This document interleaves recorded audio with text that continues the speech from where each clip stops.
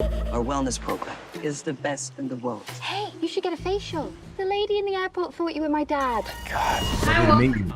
Hi. see you again because we've met for the Righteous Gemstones. Hi. Okay. Hi. Good to see you again. Good to see you again. But I gotta tell you, I don't think Baby Billy and Rick have anything to do with each other. They have different set of. You know what? I would disagree. I would disagree, but I would say that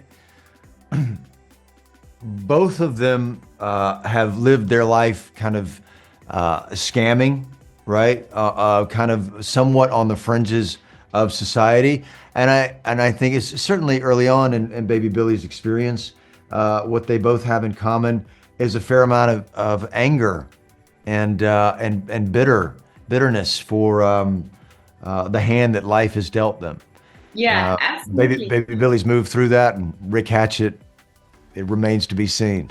Yeah, he's definitely trying from most Yeah. of what I've seen so far. Yeah.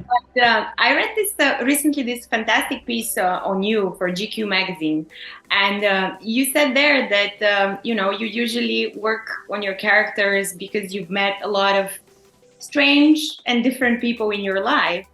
So how did you go about creating Rick? What was the main thing for you about him? Well, Mike is such a great writer. Like you read the words on the page, right? You read it over and over and over again.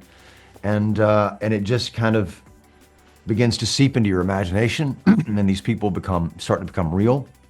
I'll never forget one of the first conversations we had after I was invited to come on this journey. And that was, okay, well, who is this guy? How does he move through the world? What does he wear? Right?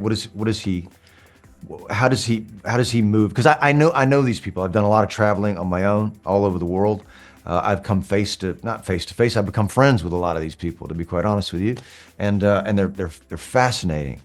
And Mike and Alex, our costume designer, who has been a costume designer on all 3 seasons, said we don't really know, right? It could be a number of things. And I was able to say that I do know.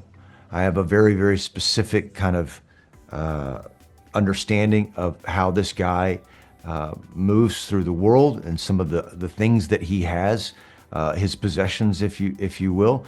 And it really was this Hunter S. Thompson kind of, world traveling vibe. And he has one lighter. It's a Cartier lighter. It's the best lighter, but he's had it for 20 years. I mean, he's come into some money over the course of scamming people over his life. He has one watch, but it's Rolex, right?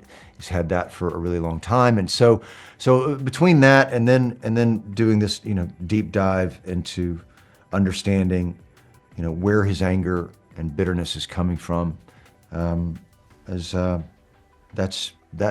pretty much it. The rest of it is alchemy, right? You just turn yourself over to an imaginary set of circumstances. This place is insane. We should always live like this. Everyone comes to Thailand, they're either hiding from someone or they're looking for someone. I think the cosmos brought us together. I'm gonna help you bring your joy back. Oh, hey, slow down, dick. Why are rich men always so angry? One of the scenes that I particularly enjoyed, and I think that that describes him very well, is before they get on the boat and he doesn't say anything. He's just like, I love that so much. He's just, doesn't have to say anything. You already know. Yeah. Thank you very much for saying that. Yeah, I mean, so much of what Mike does is in behavior, right? And capturing that behavior and giving space for the actors that he works with to just experience themselves on screen, and the space to have that behavior, whatever you would do. I didn't think about it. I just know I'm Rick Hatchett, so he doesn't really want to be on that boat. Everybody has these incredible moments throughout the season that you're just able to observe them the way that Mike wants you to, in a very voyeuristic way. And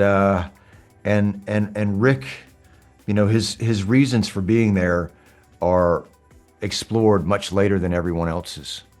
You know, it doesn't really happen until that episode that you're talking about, episode 4.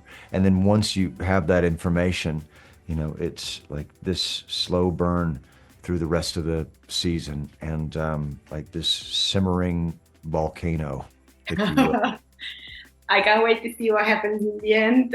He has a really fascinating journey, and it was a real pleasure to see you again. So lovely to see you as well. A big fan of your work. I mean, most of the characters that you do are just so fantastic. Thank you so much. You have a beautiful day. Someone once said, the secret to life is knowing when to stop. Go big or go home, right? Mm-hmm. In a goddamn body bag.